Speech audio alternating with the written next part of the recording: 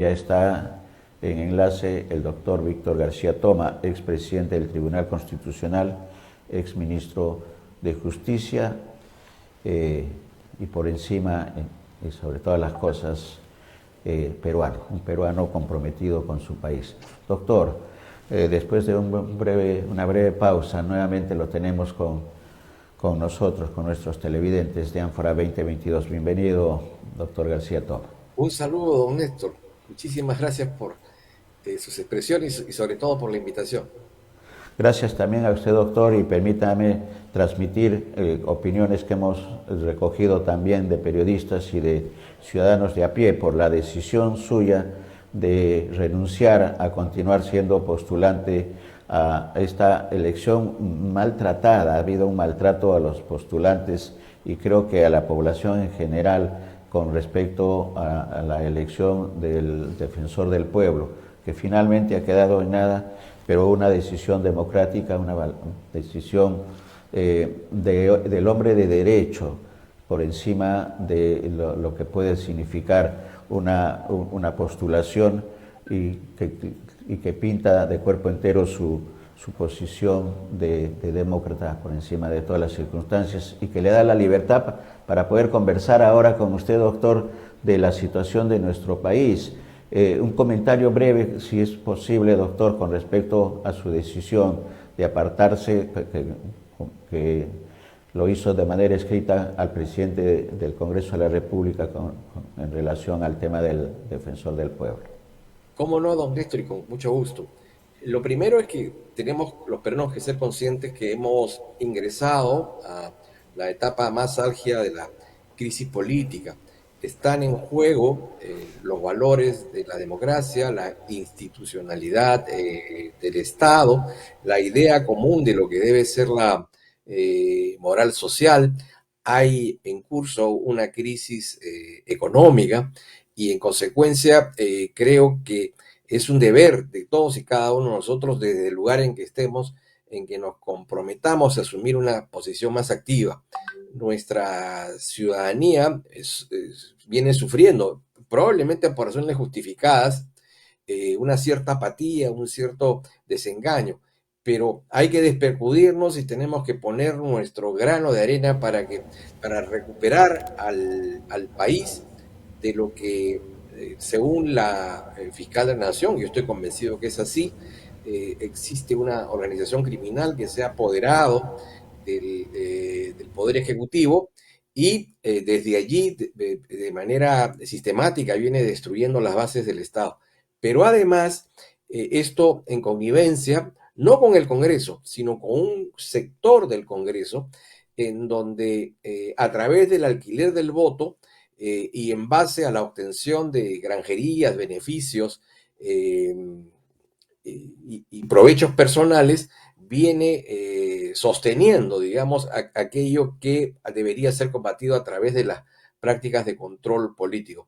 Por esa razón, no considero que sea oportuno solicitar, digamos, el apoyo de algunas bancadas o de algunos congresistas en particular, porque justamente tengo una posición crítica y creo sinceramente que el Congreso no está haciendo lo suficiente para purgarse de aquello que le genera un daño a su imagen y al decoro que el Congreso debe tener.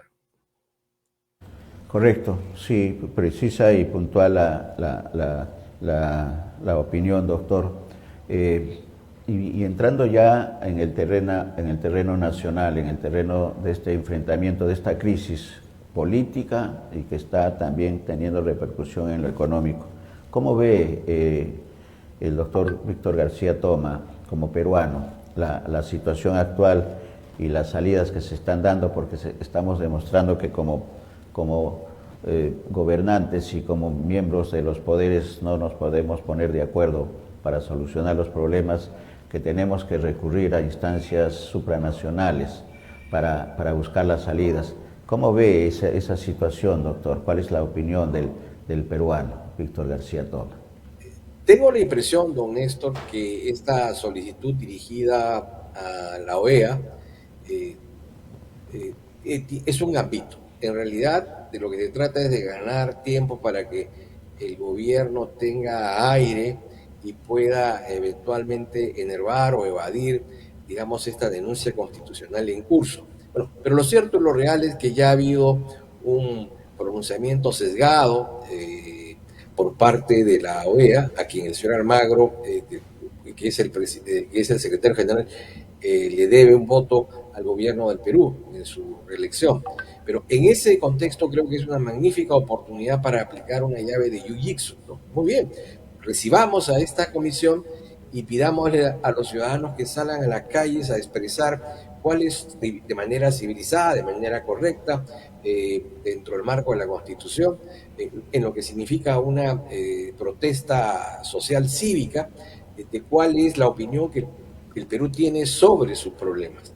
Es también una magnífica oportunidad para que la Asamblea, para que esta comisión de la OEA pueda citar a todas aquellas personas que han formado parte del entorno presidencial y hoy tienen la condición de colaboradores eficaces, para que señalen si lo que han expresado ante el Ministerio Público es la expresión de un acto de verdad y si ha habido algún condicionamiento o prebenda para este efecto. Será también la magnífica oportunidad para que con firmeza el Ministerio Público señale que su actuación se ha dado dentro del marco de la Constitución y en el ejercicio pleno de su independencia. Y lo mismo el caso del Poder Judicial y los medios de comunicación. Y en el caso del Congreso, expresar que no es cierta la tesis de que el Congreso se oponga al Poder Ejecutivo. El Poder Ejecutivo ha tomado el Congreso a través de estos actos de alquiler de conciencias. Hoy el Parlamento no puede llevar a cabo su tarea de control justamente porque hay un grupo de parlamentarios que definitivamente no solo se han puesto la camiseta del gobierno, se han puesto del lado de la corrupción. Creo que esas cosas se pueden develar en esta visita, que eventualmente puede ser muy provechosa para que la OEA tenga claro cuál es el panorama que se vive en nuestro país. Y el escenario, doctor, haciendo un poco de historia y de crisis, es similar a la de los 90 con el golpe de Estado que dio el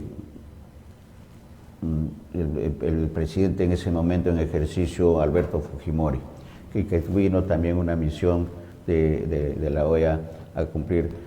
¿Cuál es la diferencia con el escenario actual? Porque hay tres actores, ¿no? El Ejecutivo, que está siendo acusado con una nueva acusación constitucional de la Fiscalía de la Nación y que el Congreso tiene que recoger y solucionar, y que pasa incluso hasta por el Tribunal Constitucional algunas decisiones. Ese es un proceso un poco largo, de acuerdo a lo que se está señalando de especialistas, pero vamos al expresidente del Tribunal Constitucional para preguntarle si este procedimiento que se está utilizando en este momento, ¿qué lo diferencia de lo que ocurrió en el 92 con Alberto Fujimori, que también dio un golpe de Estado, cerró el Congreso y todo lo que conocemos con la Asamblea Constituyente y todo el proceso que vino después, doctor? El proceso del 92 se da en el marco de un autogolpe. El presidente Fujimori cierra el Congreso, de alguna manera ataca al Poder Judicial, captura el Ministerio Público y en ese contexto hay una reacción de la comunidad internacional, particularmente la interamericana, y entonces se le exige que en un plazo breve se restablezcan las bases mínimas de un sistema democrático. Y es por eso que el presidente Fujimori se ve en la necesidad de convocar a un Congreso Constituyente Democrático y poco tiempo después a llevar a cabo un proceso electoral. Hay también una segunda variable, y es que el presidente Fujimori en ese momento gozaba de un amplio respaldo ciudadano. Por cierto que la experiencia demostró que la ciudadanía tenía una percepción equivocada de esos hechos, pero en ese momento había un fuerte apoyo ciudadano.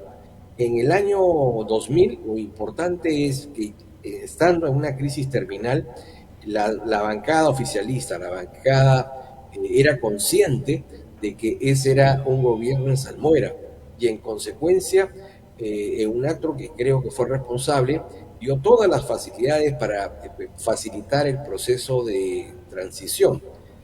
Esta situación, la que tenemos hoy, Hoy. difiere. ¿En qué sentido?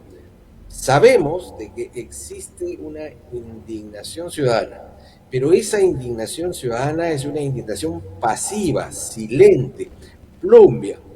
Necesitamos agitar las conciencias, estimular los corazones y decir a viva voz aquello que nuestra conciencia, digamos, de alguna manera declara y expone.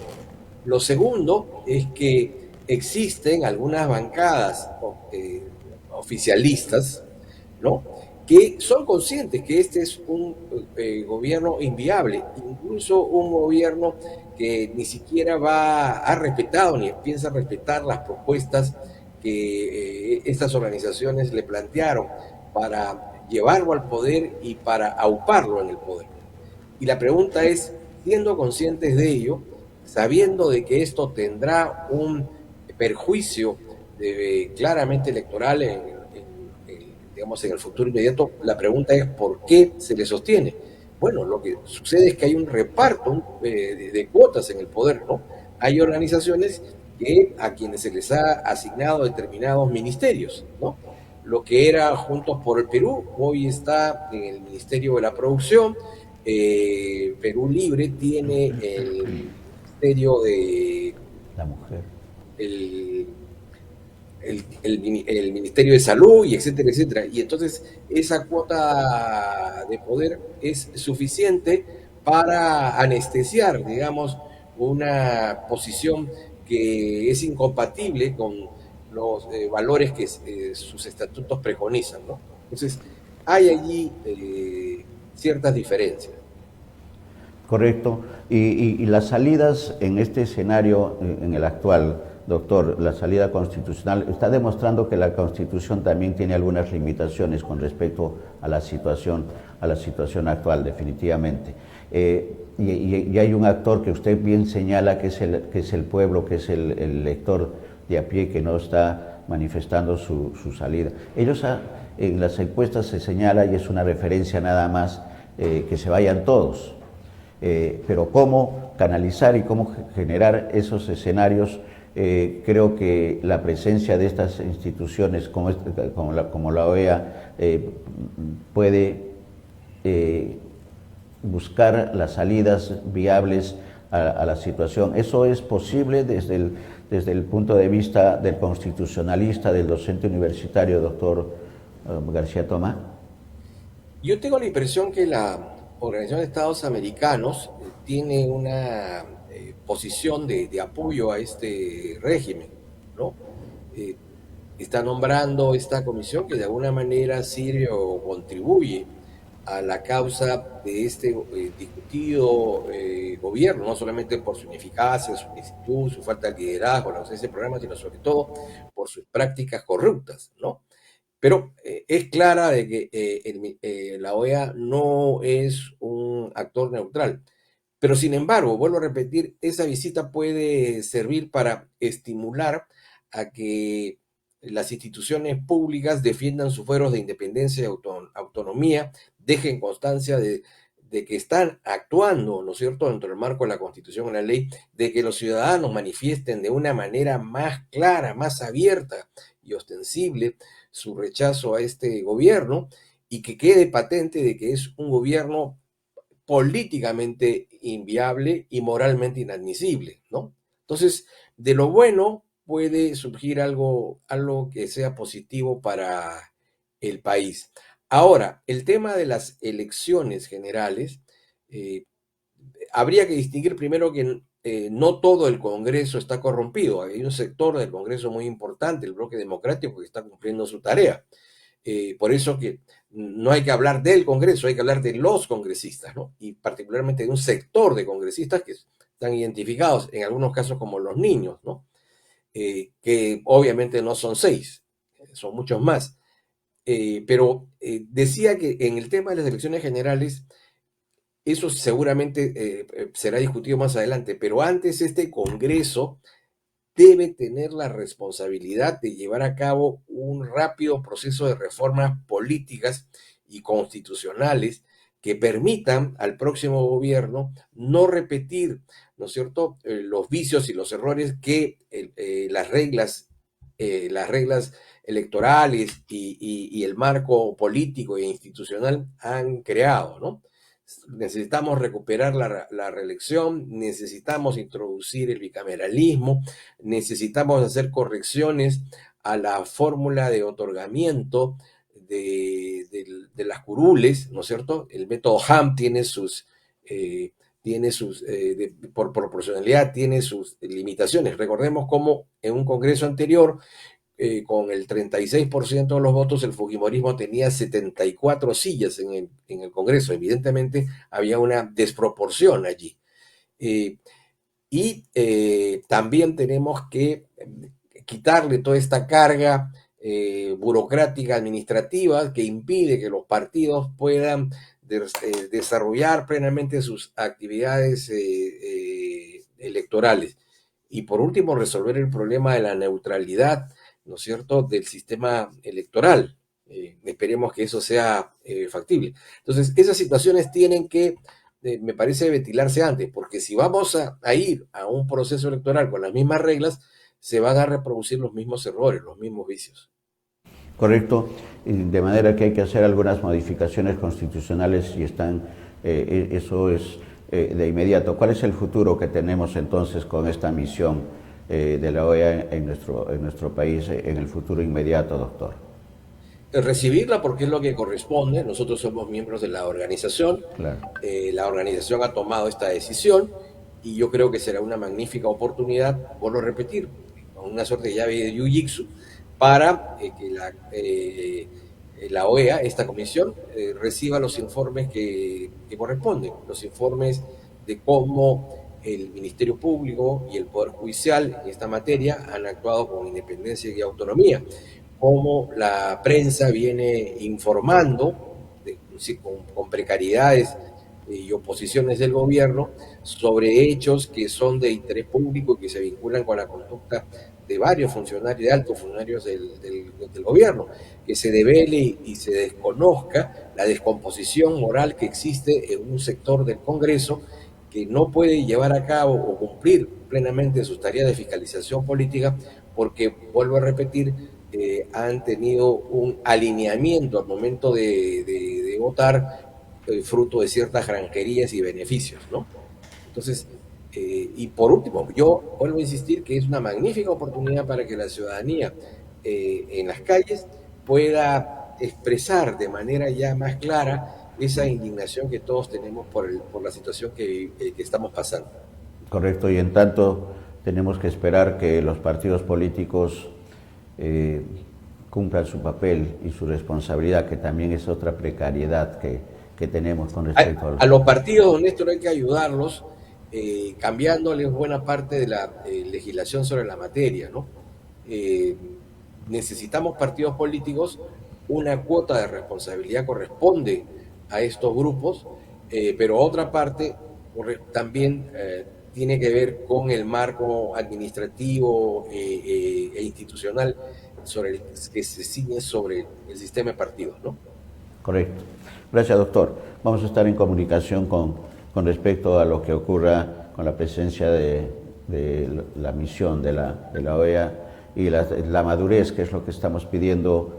Como usted bien dice, no todos los congresistas están en el mismo saco, hay algunas excepciones y esas excepciones son las que tendrían que imponer su criterio y su opinión al interior de este poder del Estado, que es tan importante en el equilibrio de poderes, que es lo que se está y hay que resaltar ese gesto porque se critica, por eso usted ha visto, yo no he atacado al Congreso. El Congreso es una institución básica del sistema democrático. En este Congreso hay personas honorables, con sentido patriótico, con espíritu democrático, ¿no? Lamentablemente no toda la composición está de ese Congreso, de nuestro Congreso, tiene esas características. Entonces hay que separar la fruta buena de la fruta mala, ¿no? Eso es lo que hay que hacer. Así es, hay gente que se puede recuperar, pero también hay zamarros, como se decía en épocas antiguas, que Los están pirañitas. haciendo de las suyas, que están haciendo de las suyas. Y eso es lo que hay que parar. Hay mucho Ya por no hay hacer en nuestro país, pero sí pirañitas. hay optimismo, doctor, ¿no es cierto? El optimismo de que Sí, todo tiene sus salidas y tiene las soluciones y encontrar en todo caso el justo medio para poder trabajar en función de los más pobres del país, que son los que están sufriendo en este momento la situación política y económica en la que estamos inmersos. Gracias, doctor. no, Comentarios gracias a finales usted, don quizás. Héctor. Un abrazo. Sí, gracias, doctor. Buen día.